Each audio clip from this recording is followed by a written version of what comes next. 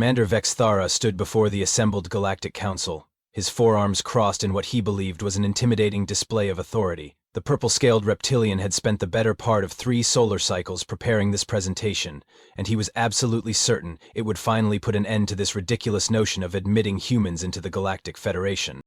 "Esteemed council members," Vex began, his voice dripping with the kind of condescension usually reserved for explaining basic mathematics to particularly slow younglings. "I have created the perfect test, a simulation so brutally comprehensive, so impossibly complex, that it will demonstrate once and for all why these hairless primates have no business among civilized spacefaring species." The council chamber, a massive dome filled with representatives from 47 different worlds, buzzed with interested chatter. Councillor Keeksneela, a floating jellyfish-like being, pulsed with curiosity. "Commander, your reputation for military strategy is well known, but perhaps you could elaborate on the specifics?" Vex's chest swelled with pride. "Gladly. My simulation combines every possible combat scenario a pilot might encounter, multiplied by 17, then compressed into a single mission. Asteroid fields with irregular gravitational anomalies, hostile fleets numbering in the thousands, critical system failures occurring every 37 seconds, temporal distortions, and physics that would make a quantum mathematician weep. I've programmed it to adapt and escalate beyond any creature's ability to cope." "And you believe no human can pass this test?" asked Councillor Rethmir, a crystalline being whose voice rang like wind chimes. "I don't believe it, honored Councillor. I guarantee it. No rational, intelligent being could survive what I've created. The simulation is designed to break the mind through sheer impossibility." At that moment, the chamber doors slid open with a soft hiss, and Captain Riley Murphy strolled in like she owned the place. The human was average height by her species standards, with short brown hair that looked like she'd recently stuck her finger in an electrical socket, and she wore her Earth Defense Force uniform with the casual confidence of someone who'd never met a regulation she couldn't creatively interpret.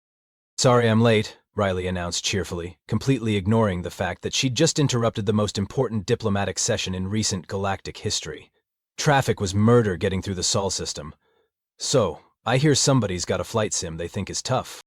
The silence that followed could have been bottled and sold as a sleep aid.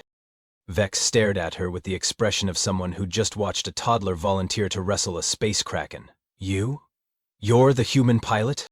"Captain Riley Murphy at your service." She gave a mock salute that somehow managed to be both respectful and completely insubordinate.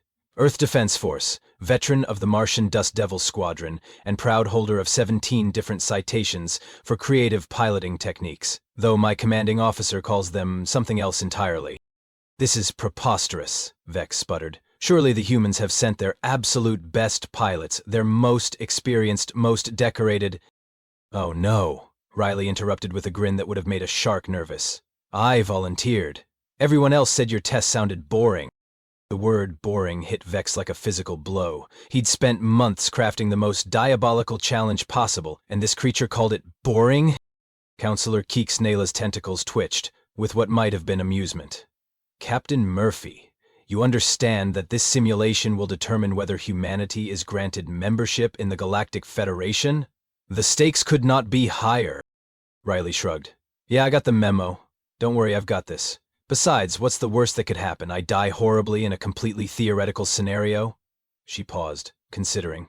"Actually, that does sound kind of fun." Vex felt a small tremor of unease, which he immediately squashed. No creature, no matter how recklessly confident, could survive what he'd created. The human's cavalier attitude would only make her inevitable failure more spectacular. "Very well," he announced, his voice regaining its earlier smugness. "Let us proceed to the simulation chamber. I do hope you've made your peace with whatever primitive deities your species worships." Riley laughed, a sound like breaking glass mixed with impending chaos. "Commander, where I come from, we call Tuesday a light training day. Let's see what you've got." The simulation chamber was an impressive piece of technology, even by Galactic Federation standards. A perfect sphere 30 meters in diameter, lined with holographic projectors capable of creating reality so convincing that several test subjects had required therapy afterward. Vex watched with barely contained glee as Riley stepped into the pilot's chair at the center, seemingly oblivious to the fact that she was about to experience what he privately called the nightmare of 1,000 screaming stars. "Initiating full sensory immersion," announced the chamber's AI, in a voice that somehow managed to sound apologetic in advance. "Warning, This simulation has been classified as psychologically hazardous to most known species. Riley cracked her knuckles and settled into the chair like she was about to binge-watch her favorite show. Ooh, surround sound, nice touch. The chamber came alive around her, and suddenly Riley found herself in the cockpit of a human fighter craft, surrounded by the cold vacuum of space. But this wasn't just any ordinary patch of space. This was Vex's masterpiece of sadistic creativity. Directly ahead lay an asteroid field that defied every known law of physics. The rocks spun in patterns that hurt to look at, their gravitational fields creating pockets of space where up became sideways and momentum decided to take a coffee break. Through this impossible maze, a fleet of hostile alien warships was advancing. Not just any fleet. Vex had programmed exactly 2,847 ships of 17 different classifications, each equipped with weapons that violated at least 3 interstellar treaties. Simulation parameters loaded, the AI announced with what sounded suspiciously like a death knell. Mission objective, survive. Secondary objective, maintain sanity. Warning, both objectives may be mutually exclusive. In the observation deck above, the assembled council members watched their monitors with fascination. Several had already placed bets on how long the human would last before suffering a complete psychological breakdown. The current favorite was 47 seconds. Riley looked around her cockpit, taking in the flashing warning lights that covered every available surface. Her ship's systems were already failing in creative ways. The navigation computer was displaying what appeared to be a recipe for chocolate cake. The weapons targeting system was locked onto her own engines, and the life support had decided this was an excellent time to play smooth jazz at maximum volume. Well, Riley said cheerfully, beginning to hum along with the life support's musical selection. This is cozy. She reached for the controls and immediately discovered that the stick had been programmed to respond with a 3-second delay and a tendency to interpret left as barrel roll while screaming. A lesser being might have panicked. Riley just nodded appreciatively. Nice. Someone actually thought about psychological warfare. Points for creativity. The first wave of enemy fighters came screaming through the asteroid field, their weapons painting space with enough destructive energy to power a small planet. Riley watched them approach with the detached interest of someone observing an interesting weather pattern. Haha, that's a lot of angry aliens. She glanced at her weapons display, which was now showing a diagnostic error in 17 different languages, 3 of which didn't exist yet. And I appear to be armed with strongly worded letters and a rubber chicken. In the observation deck, Vex leaned forward, eagerly. This was it. The moment when the human's primitive mind would crack under the weight of impossible odds. Any rational creature would be gibbering in terror by now. Instead, Riley started to laugh.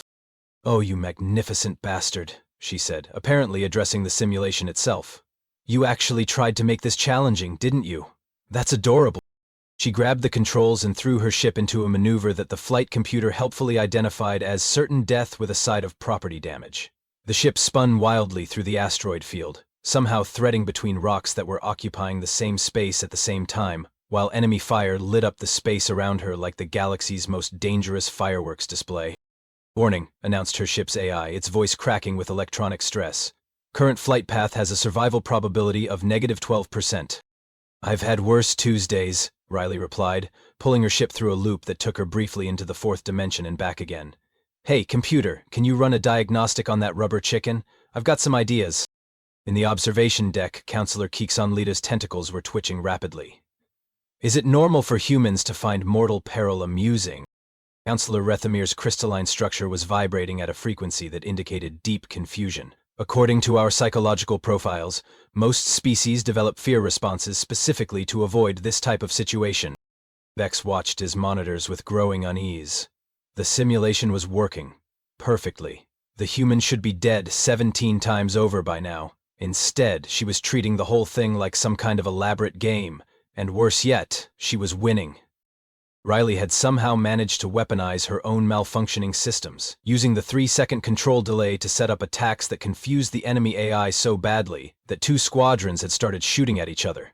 The rubber chicken had been jury-rigged into some kind of electronic warfare device that was making enemy targeting computers display insulting messages in ancient Earth language. "This is impossible," Vex muttered. "She should be reduced to a quivering mass of terror by now."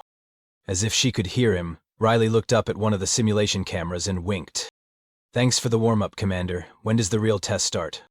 Vex's confidence began to develop hairline cracks as he watched his carefully crafted nightmare scenario unfold in ways that violated several laws of dramatic irony. Riley had been in the simulation for exactly 4 minutes and 37 seconds, which was already longer than his most optimistic projections had allowed for human survival. Escalate scenario parameters, he commanded the simulation AI. Initiate Phase 2. Sir, the AI responded in a tone that suggested it was questioning its life choices. Phase 2 was not scheduled to begin until the test subject showed signs of psychological strain. The test subject is humming show tunes while using a malfunctioning hyperdrive as a particle accelerator, Vex snapped. I think we can skip the gradual escalation. Suddenly, Riley's already impossible situation became geometrically worse. The asteroid field began rotating in patterns that would make a kaleidoscope dizzy. The enemy fleet doubled in size, then doubled again. Her ship's systems didn't just malfunction, they began actively sabotaging themselves, while playing what sounded like elevator music composed by depressed robots. Riley paused in her humming to appreciate the new challenges. Oh, someone's getting creative now. Let's see. Temporal anomalies, check. Gravity wells that go sideways, check. Wait, are those space pirates arguing with the original bad guys about who gets to kill me first?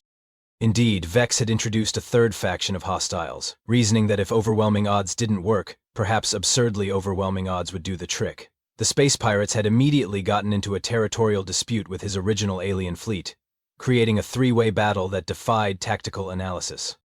This is fascinating, Riley continued conversationally, as she piloted her ship through what appeared to be a temporal loop disguised as a black hole. Commander Vex, are you watching this? Because I think your bad guys are having an identity crisis.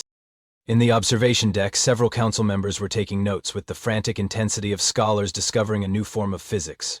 Counselor Trixienda, a being composed entirely of crystallized mathematics, was actually smoking from the effort of trying to calculate the probability of what they were witnessing. The human appears to be exploiting logical inconsistencies in the simulation, Trixana announced, its voice crackling like a broken equation. She's using the system's own complexity against itself.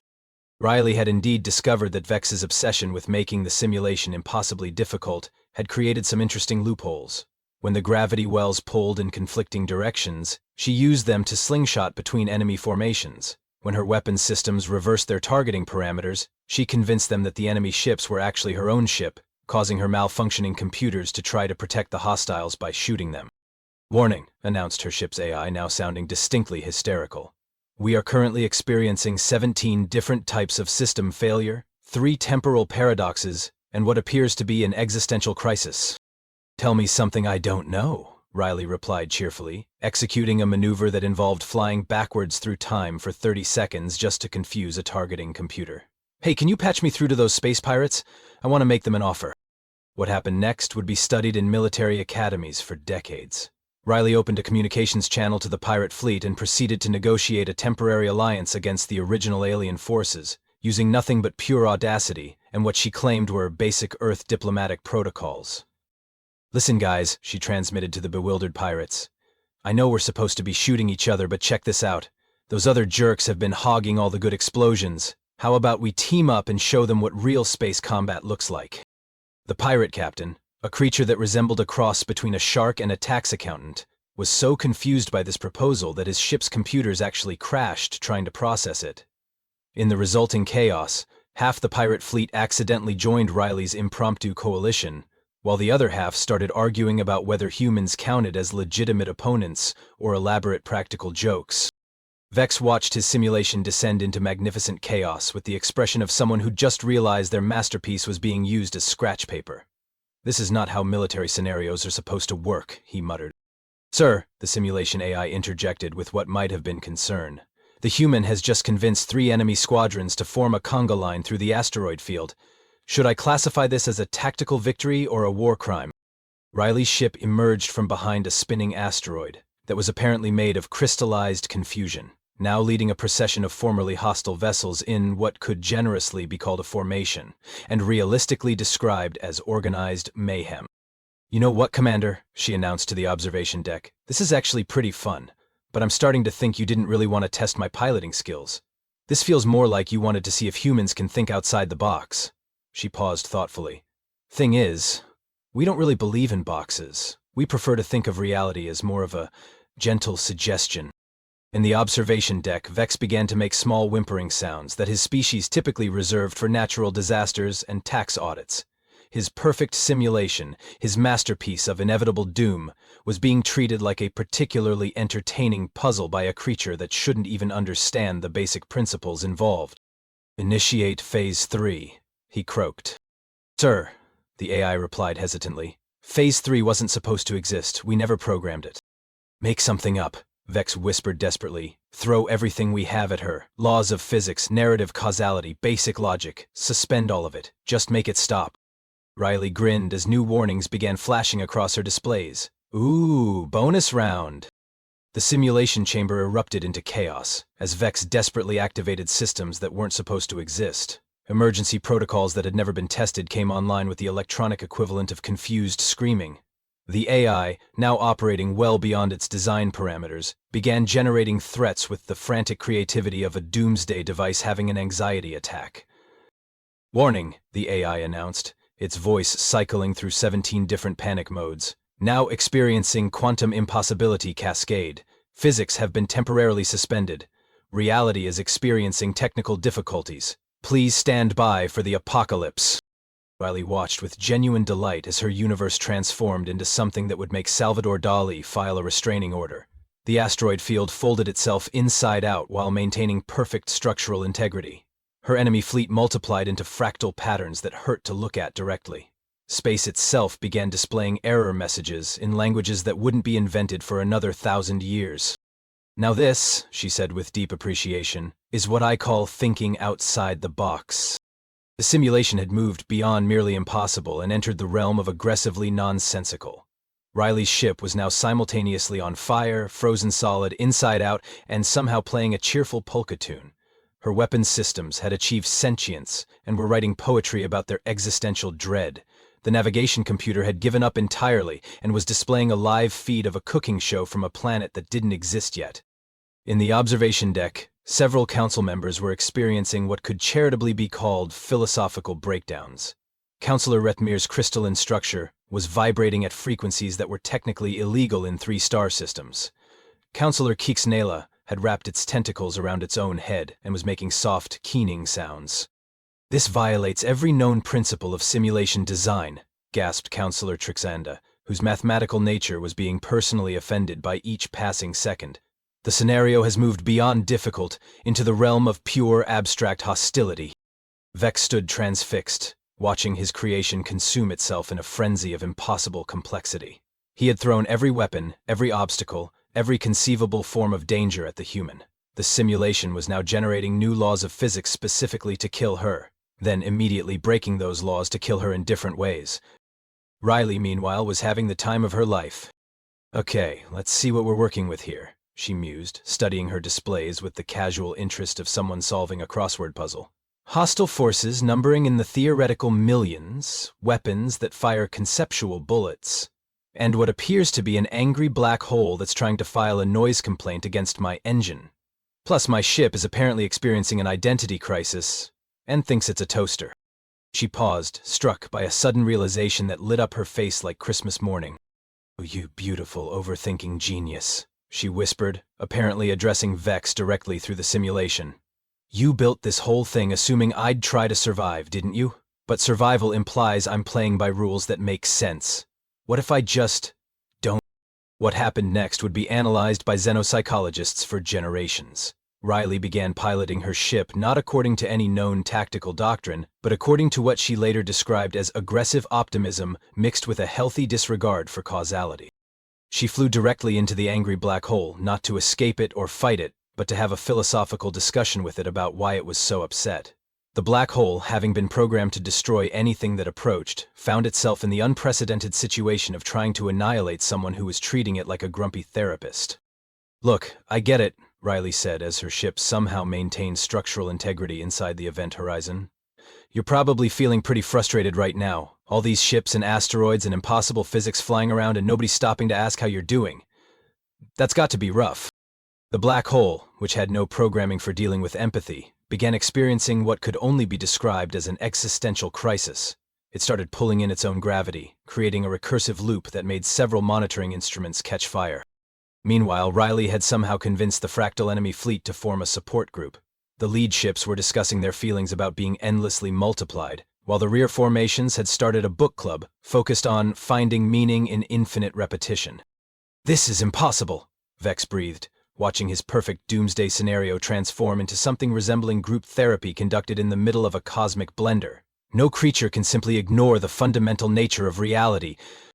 "Sir," the simulation AI interrupted, its voice now carrying undertones of what might have been admiration, "I believe the human has discovered the central flaw in your design.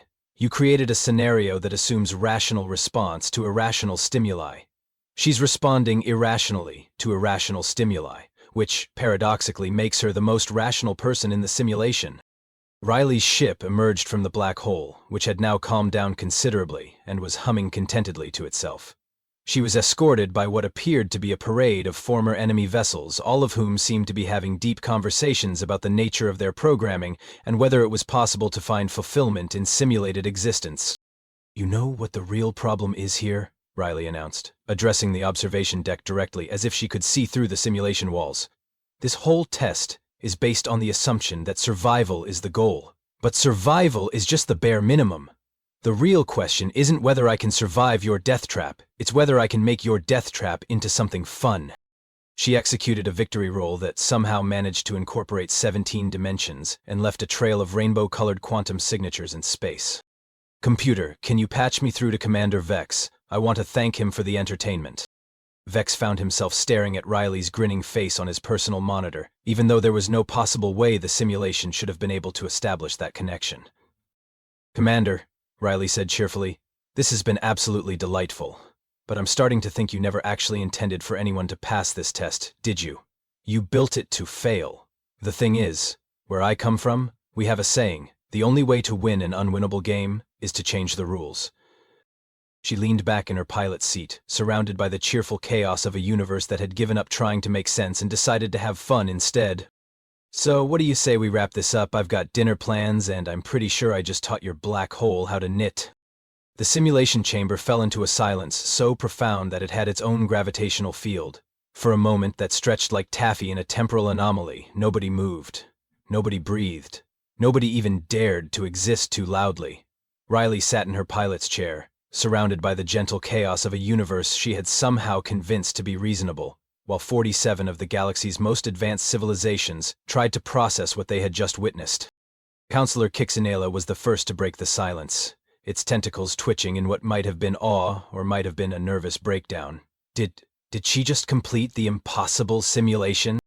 "Define complete," muttered Counselor Trixanda, whose mathematical nature was still smoking from the effort of trying to calculate probability matrices for events that shouldn't exist. She didn't survive the scenario so much as she convinced the scenario to take up meditation and start a small business. In the center of it all, Vex stood with the expression of someone who had just watched their life's work get turned into interpretive dance by a creature that shouldn't have been able to spell interpretive, much less perform it. His forearms hung at his sides like deflated balloons, and his usually pristine military bearing had developed the structural integrity of overcooked pasta. "Simulation status report," he croaked to the AI, clinging to procedure like a drowning man clutching a life preserver made of paperwork. "Sir," the AI responded, its voice now carrying what sounded suspiciously like fond exasperation. "Mission parameters have been exceeded. The test subject has achieved a 347% survival rate, which should be mathematically impossible but apparently represents what humans call a good Tuesday. Additionally, the simulation environment has achieved self-awareness and is requesting permission to apply for citizenship in the Galactic Federation." Riley waved cheerfully from her cockpit, where she appeared to be teaching a group of former hostile AIs how to play what looked like interdimensional chess. "Oh, and Commander, your black hole wants to thank you for helping it work through some anger management issues. It's thinking of changing careers, maybe getting into event planning." The observation deck erupted into the kind of chaos usually reserved for declaring war or discovering that the fundamental constants of the universe had been miscalculated. Representatives from dozens of worlds were talking, shouting, or emitting various forms of bewildered static simultaneously. Several species that communicated through color changes were creating light shows that would require seizure warnings. "Order!" bellowed Counselor Kethvar, a massive creature that looked like a cross between a walrus and a diplomatic incident. "We need to address what just happened here. Commander Vex, your assessment?" Vex opened his mouth, closed it, then opened it again like a fish trying to remember how breathing worked. The simulation was designed to be impossible," he stammered. "Every variable was calculated to ensure failure. Every scenario was programmed to overwhelm any rational decision-making process. No being should have been able to—" "But I did, Riley," Riley interrupted cheerfully, her voice carrying clearly through the chamber's communication system. "And honestly, it wasn't even that hard once I figured out what you were really testing." The chamber fell silent again, this time with the intensity of 47 civilizations collectively holding their breath. "What I was testing?" Vex repeated, his voice cracking like a teenage Zephyrian going through molt season. Riley's grin could have powered a small star. "Come on, Commander, you spent months building this elaborate psychological torture chamber, threw every impossible scenario you could imagine at me, and programmed it to adapt faster than any rational being could respond. But here's the thing. You made one tiny little assumption that screwed the whole thing up." She stood up in her cockpit, gesturing expansively at the reformed chaos around her. "You assumed I was going to be rational." The silence that followed this statement was so complete that several species began to worry that time itself had stopped working. "Rationality," Riley continued, warming to her theme like a professor who'd just found the perfect teaching moment, "is what you do when you understand the rules and want to work within them. But what do you call it when someone doesn't understand the rules, doesn't want to understand the rules, and decides to make up better rules on the spot?" Counselor Rethmir's crystalline structure chimed uncertainly. "Insanity?" "Innovation," Riley corrected. "See, you built this test assuming that intelligence means following logical patterns, but human intelligence isn't about logic. It's about creativity, adaptability, and a stubborn refusal to accept that impossible means anything more than nobody's tried the right approach yet." She gestured to the peaceful chaos surrounding her ship, where former enemies were now engaged in what appeared to be a philosophical discussion group, led by a reformed asteroid with anger management issues. "You wanted to prove that humans don't belong in space, because we're unpredictable and irrational. But unpredictability isn't a bug, it's a feature. When you encounter something genuinely new, something that doesn't fit any known pattern, you need someone who's comfortable throwing out the manual and making things up as they go along." Vex felt something inside his chest that might have been his worldview collapsing into a singularity. "But the simulation was designed to be unsolvable," he whispered. "Only if you were trying to solve it," Riley replied gently. "I wasn't trying to solve anything. I was just trying to have fun and maybe make some new friends along the way." She paused thoughtfully. "Plus, I could tell you were watching, and I wanted to put on a good show." The admission hit Vex like a meteor made of embarrassment and existential dread. "You knew I was watching?" "Commander, you programmed 17 different ways for me to die horribly, then sat back to watch it happen. Of course I knew you were watching. The question is, did you learn anything from the experience?" For a long moment, Vex stared at her through the monitor, his mind struggling to process the implications of what had just happened. His perfect test, his masterpiece of inevitable failure, had been turned into entertainment by a creature that treated the impossible like a personal challenge and the unsurvivable like a particularly engaging puzzle. Slowly, very slowly, something that might have been respect began to dawn in his reptilian features. "I learned," he said quietly, "that perhaps there are different kinds of intelligence than the ones I was taught to recognize." Riley's smile softened into something that was still mischievous, but also genuinely warm. "That's the nicest thing anyone said to me all day. Thanks for the workout, Commander. This was actually pretty challenging." "Challenging?" Vex's voice cracked again. "You called my masterpiece of cosmic horror challenging." Riley shrugged with the casual confidence that had gotten her into this situation in the first place. "Well, yeah. I mean, it wasn't easy. It took me almost 5 whole minutes to figure out how to turn your doomsday scenario into a team-building exercise." And with that, Vex finally understood the true horror of what he had unleashed upon the galaxy. A species that treated impossibility as a mild inconvenience and cosmic horror as an opportunity for creative problem-solving. He fainted, with the dignity befitting a military strategist whose life's work had just been turned into a particularly elaborate game by someone who considered it a warm-up exercise. The medical team that rushed to tend to Vex consisted of 3 different species, 2 emergency response robots, and what appeared to be a very concerned floating plant. As they worked to revive the unconscious strategist with a combination of smelling salts, electromagnetic stimulation, and what one of the robots cheerfully announced was therapeutic slapping, the Galactic Council found itself in the unprecedented position of having to vote on a proposal that had technically succeeded by completely ignoring its intended purpose. Councillor Kiexnela's tentacles writhed in what experienced diplomats recognized as the gesture for motion to table this discussion until our brains stop leaking. However, before the motion could be properly seconded, Riley's voice crackled through the communication system with the cheerful persistence of someone who wasn't quite done making her point. So, Council folks, quick question while we're waiting for the commander to wake up. Is this the part where we discuss humanity's membership application, or should I run through the obstacle course again? Because, honestly, I'm just getting warmed up. The casual way she said, warmed up, sent a collective shiver through the assembled representatives. They had just watched her turn a simulation designed to break minds into what appeared to be a combination of group therapy and cosmic lawn party.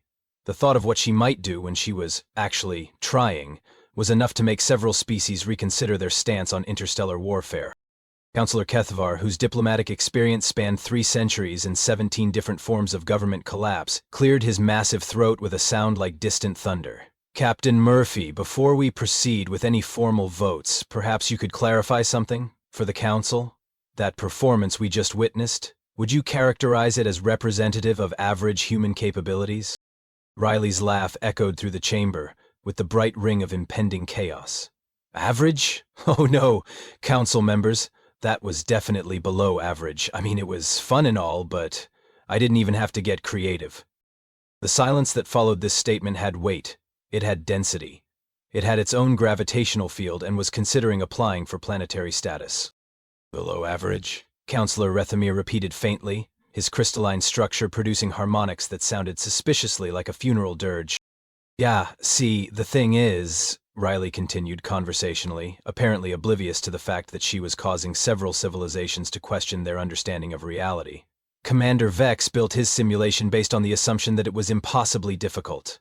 But where I come from, we call what I just did Tuesday morning flight training. She paused to let this sink in, then continued with the casual air of someone discussing the weather. I mean, don't get me wrong, it had some nice touches. The fractal enemy fleet was particularly creative, and I really appreciated the existential crisis black hole, but compared to a standard training exercise in the Sol system, it was actually kind of relaxing. Councillor Trixanda, whose mathematical nature was still recovering from the earlier assault on logic, managed to emit what might have been a question. Your training exercises are more difficult than what we just observed? Oh, absolutely. See, Earth Defense Force training is based on the principle that if you can handle the impossible, the merely improbable becomes routine. So our instructors spend a lot of time thinking up scenarios that are genuinely unfair. Riley's voice took on the fond tone of someone recalling cherished memories. There's this one exercise we call Murphy's Law Marathon. That's where they throw everything that can go wrong at you simultaneously, then add a few things that can't go wrong but do anyway just to keep you on your toes. In the medical area, Vex's eyes fluttered open just in time to hear Riley describe training scenarios that made his masterpiece sound like a children's playground. The color drained from his scales as she continued. Then there's reality check roulette, where they randomly change the laws of physics every 30 seconds and you have to adapt on the fly. Oh, and my personal favorite, Schrodinger's mission, where your objective both exists and doesn't exist until you observe it, but observing it changes what it is. Several council members began making small whimpering sounds that transcended species barriers. Councillor Chixnila's tentacles had twisted themselves into what appeared to be a knot of pure existential dread. The really challenging exercises are the ones where they team you up with the instructors from the Martian Dust Devil Squadron, Riley continued, warming to her subject. Those folks are absolutely ruthless. They once created a training scenario where I had to negotiate a peace treaty between 2 hostile fleets while piloting a ship that was actively trying to evolve into a higher form of life. And I had to do it all in iambic pentameter. Did you succeed? Whispered Councillor Kethvar, though from his tone it was unclear whether he was hoping for a yes or no answer. Of course. Got a commendation for creative diplomacy and outstanding poetic meter under fire. The ship still sends me holiday cards. Vex attempted to sit up, then immediately lay back down when the full implications of what he was hearing hit him. His perfect, impossible simulation, the culmination of his life's work and strategic planning, was apparently the equivalent of a human coffee break. "You're saying," he croaked, "that what you just accomplished represents a typical day for your species." Riley considered this seriously. Well, maybe not typical. I mean, most humans don't get to play with reality-breaking simulations on a regular basis. But for anyone who's been through EDF advanced training, yep, pretty much. Although I have to say, your scenario was definitely more polite than usual. Nobody tried to convince me that UP was a social construct, or that my ship's AI was actually my evil twin from a parallel dimension. She paused, struck by a sudden thought. Actually, that gives me an idea for next time. You should try programming the simulation so that every time the pilot makes a decision, it splits into multiple parallel realities, where they have to deal with the consequences of all the choices they didn't make. That could be genuinely challenging. The council chamber erupted into what could charitably be called organized panic. Representatives were frantically whispering to their aides, several species were emitting distress pheromones, and at least 3 civilizations appeared to be updating their defense budgets in real time. Councillor Keeksneela managed to compose itself enough to speak. "Captain Murphy, given what we've just witnessed and learned, the council would like to formally request—" "Oh, wait," Riley interrupted. "Before you do the official stuff, can I ask a favor? Do you guys have any actually difficult simulations? Because this was fun, but I was hoping for something that would really test my limits. Maybe something that takes longer than 5 minutes." The request hung in the air like a sword of Damocles made entirely of weaponized optimism. After a moment of stunned silence, Councillor Kethvar cleared his throat again. "Captain Murphy, on behalf of the Galactic Federation, I move that we not only grant humanity full membership, but also fast-track your species for inclusion in our advanced strategic planning committees. Additionally, I propose we immediately begin redesigning our military training programs based on what we've learned today." "Seconded," came a chorus of voices from around the chamber with a speed that suggested panic-driven decision-making. "Motion carried unanimously," Councillor Chixonola announced. "Welcome to the Galactic Federation, humanity. Please don't break anything important." Riley grinned with the satisfied air of someone who had just accomplished exactly what she'd set out to do. "Thanks, everyone. This should be fun. Oh, and Commander Vex, when you wake up properly, we should talk about upgrading your simulation design. I've got some ideas that I think you'll find interesting." From his position on the medical gurney, Vex managed a weak thumbs-up gesture before closing his eyes and quietly praying to whatever cosmic forces might be listening that humanity would use their terrifying creativity for good. As the simulation chamber powered down, and the council began the complex process of welcoming the galaxy's most unpredictably competent species into the fold, Riley hummed cheerfully to herself and began planning her next training exercise. After all, she had a reputation to maintain, and the universe had just gotten a whole lot more interesting. The black hole, meanwhile, had indeed taken up event planning and was already working on a welcome party for humanity that would, according to its preliminary calculations, be visible from 3 different spiral arms and probably inspire at least 17 new forms of mathematics. It was, Riley reflected with deep satisfaction, shaping up to be a pretty good Tuesday after all. Rotatory, Claude can make mistakes, please double-check responses, Sonnet 4,